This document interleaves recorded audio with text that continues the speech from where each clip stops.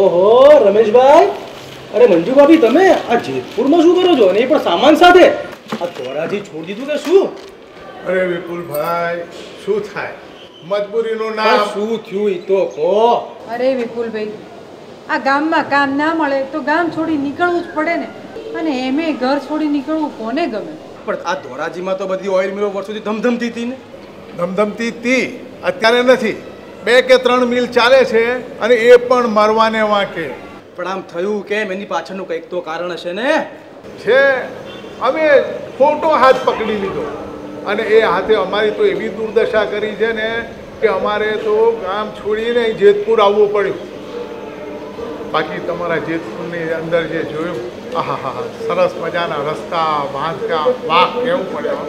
આ જેતપુરમાં તમે જે વિકાસ, સરસ રસ્તાઓ જુઓ છો એનું કારણ એટલું જ છે કે અહીંયા ભાજપ છે અને એટલા માટે તમે અહીંયા આવ્યા.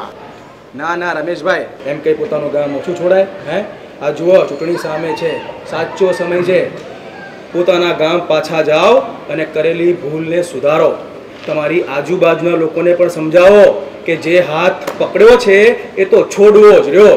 અને આ વખતે તમારો મત ભાજપના ઉમેદવાર જસુબેન કોરાટને જ આપો. ધોરાજીમાં એક સમયે અસંખ્ય ઓઇલ મિલો ધમધમતી, પણ અત્યારે આંગળીના વેઢે ગણાય એટલી જ ઓઇલ મિલો વધી છે. લોકોને કામ ધંધો શોધવા માટે નજીકના શહેરોમાં જવું પડતું હોય છે. વિકાસના નામે શૂન્ય. રસ્તા ઉપર ખાડા છે કે ખાડામાં રસ્તા, કઈ ખબર જ નથી પડતી.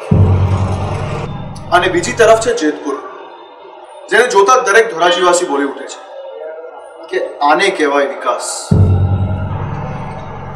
આવો તમે પણ આ વિકાસના સહભાગી બનો. શ્રીમતી જસુબેન કોરાટને તમારો કિંમતી મત આપો. એક મત ગુજરાત બને ભાજપ સરકાર.